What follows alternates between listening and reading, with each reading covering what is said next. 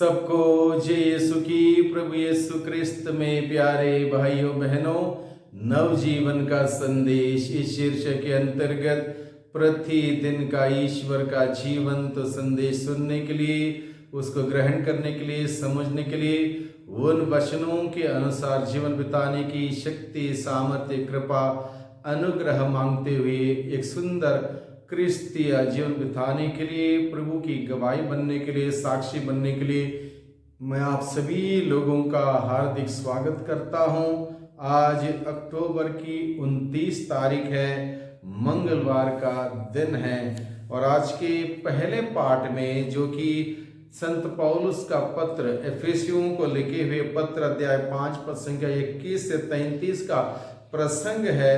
इस प्रसंग में विवाह संस्कार के रहस्य के बारे में, विवाह संस्कार की गरिमा के बारे में और विवाह संस्कार की महिमा के बारे में प्रभु हमें बताता है। और इसमें बताया गया जिस प्रकार मसीह ने कलीसिया से प्यार किया, जिस प्रकार से मसीह ने कलीसिया से प्यार किया, प्यार करने के लिए मसीह ने अपने को अर्पित कर दिया, निछावर कर दिया, अपने प्राण त्याग दिए ताकि वो अपने सामने एक सुंदर कलीसिया का निर्माण कर सके, जिसमें ना झुर्री हो, ना दाग हो, ना कोई कलंक हो, बल्कि निष्कलंक हो, पवित्र हो। ऐसी कलीसिया को स्थापित करने के लिए मसीह ने अपना सर्वस्व निछावर कर दिया। उसी प्रकार से पति अपनी पत्नी से प्यार करें, अपने को अर्पित करें और पत्नी अपने पति का मान सम्मान करें, उनकी आज्ञा आदेश को माने। और इस प्रकार का प्रेम का रिश्ते के उस गरिमा के बारे में प्रभु हमें समझाता है। साथ ही साथ प्रभु हमें समझाता है जिसे ईश्वर ने जोड़ा है उसे मनुष्य अलग ना करें। मनुष्य उस बात को प्रेम के सूत्र में बंद कर, प्रेम के विवाह के उस व्रत को अटूट रखते हुए अपने उस जीवन को आगे बढ़ाए, प्रभु की दृष्टि में उचित जीवन बिताएं। और इस महान रहस्य जहाँ दो लोग विवाह संस्कार में एक होते हैं, इस महान रहस्य को समझने की चेष्टा करते हुए और मसीह के प्यार को याद करते हुए, मसीह ने कलीसिया से जैसा प्यार किया उसको याद करते, उसी पैमाने में, उसी अंदाज में प्यार करते हुए अपने पारिवारिक जीवन को आगे बढ़ाने के लिए प्रभु का वचन आज के दिन में सिखाता है। और आज के सुसमाचार में हम सुनते हैं ईश्वर का राज्य क्या है, कैसे हैं और इसे पाने के लिए हमें क्या करना है। ईश्वर का राज्य क्या है और कैसे हैं और इसे पाने के लिए हमें क्या करना है, इन सभी बातों को लेकर प्रभु हम सबों से बातें करता है। प्रभु कहता है लूकस के द्वारा रचित सुसमाचार अध्याय 13 पद संख्या 18 से 21 के प्रसंग में ईसा ने कहा, ईश्वर का राज्य किसके सदृश है, मैं इसकी तुलना किससे करूं। वह उस राई के दाने के सदृश है। ईश्वर के राज्य को राई के दाने के साथ तुलना करते हुए प्रभु महान रहस्य में बातें हम सबों के सम्मुख रखना चाहता है। राई का दाना बहुत ही छोटा होता है और ये छोटा दाना बहुत ही ठोस होता है। यानी कि प्रभु का कहने का तात्पर्य यह है, एक ठोस, एक मजबूत राई का दाना जब वो मिट्टी में बोया जाता है, पौधा होता है और उसका पौधा बहुत बड़ा होता है और फैल जाता है और आकाश की पक्षियां उसमें आके बसेरा कर लेती हैं। वो भले ही छोटा जरूर है, धीरे धीरे धीरे बढ़ते हुए दूसरे प्रजाति के पौधों से ज्यादा बड़ा होता है।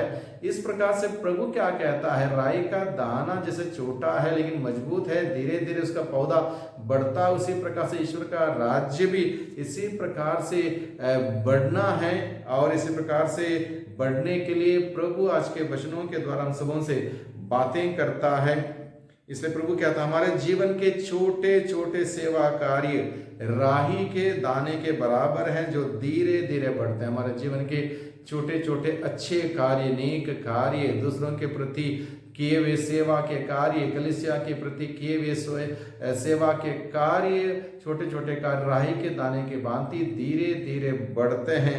प्रभु इस प्रकार से हमें अपना योगदान देने के लिए बुलाता है। प्रभु कहता है हर दिन हम अच्छे कार्यों को, भलाई के कार्यों को, सेवा के कार्यों को प्रभु की महिमा के लिए करें। इसलिए हर दिन हम इसमें लगे रहें, अच्छे कार्य करने के लिए, भलाई के कार्य करने के लिए, सेवा के कार्य करने के लिए हर दिन हम उदारता पूर्वक आगे बढ़ें और अपना योगदान दें। जैसे नमक और खमीर थोड़ा ही हम क्यों ना इस्तेमाल करते हों अपने व्यंजन में, भोजन में, अपने पकवान में, लेकिन ये नमक या खमीर बहुत बड़े पैमाने में असर करता है। हमें भी छोटे छोटे कार्य करने की जरूरत है जो बड़े पैमाने में असरदार साबित हो सकते हैं। इस प्रकार से ईश्वर के राज्य जो छोटे कार्यों के द्वारा, छोटे सेवा कार्य के द्वारा, छोटे से तपस्या के द्वारा, छोटे से त्याग के द्वारा, छोटे से अंदाज में जो शुरू होता है वो धीरे धीरे बढ़ता है और बहुत ज़्यादा प्रभु की महिमा के लिए सार्थक सिद्ध होता है। इसलिए प्रभु का वचन में बताता है ईश्वरीय राज्य के मूल्य, सिद्धांत और उसकी कृपा हमारे जीवन को, परिवार को और समाज में तथा कलीसिया में हमेशा बढ़ाने के लिए हमेशा लाभदायक है। इसलिए हम इसको समझें, इस प्रकार से ईश्वर के राज्य के मूल्य सिद्धांतों को अपनाएं, अजमाएं, उसको अपने जीवन के द्वारा फैलाएं। ईश्वर का राज्य खाने पीने का नहीं है बल्कि पवित्र आत्मा से प्रदत्त आनंद का विषय है। इसलिए पवित्र आत्मा से संचालित होकर अपने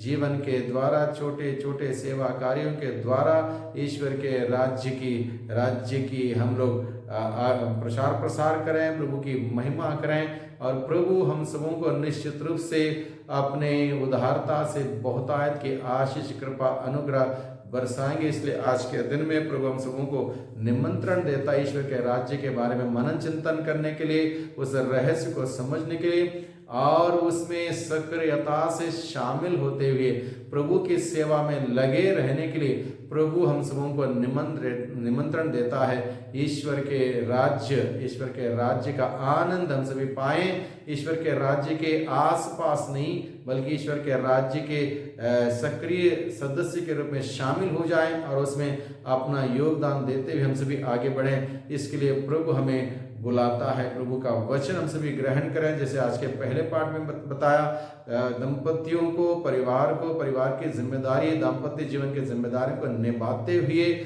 हम लोग प्रभु के राज्य के मूल्य सिद्धांतों को आपस में बांटें, एक दूसरे का शेयर करें और प्रभु की महिमा करें। वही प्रभु हम सबों को बहुतायत की आशीष प्रदान करें, बहुतायत की कृपा अनुग्रह प्रदान करें और अपने छत्र छाया में निरंतर प्रभु हम सबों को सुरक्षित रखें। सबको धन्यवाद, सबको जय यीशु की।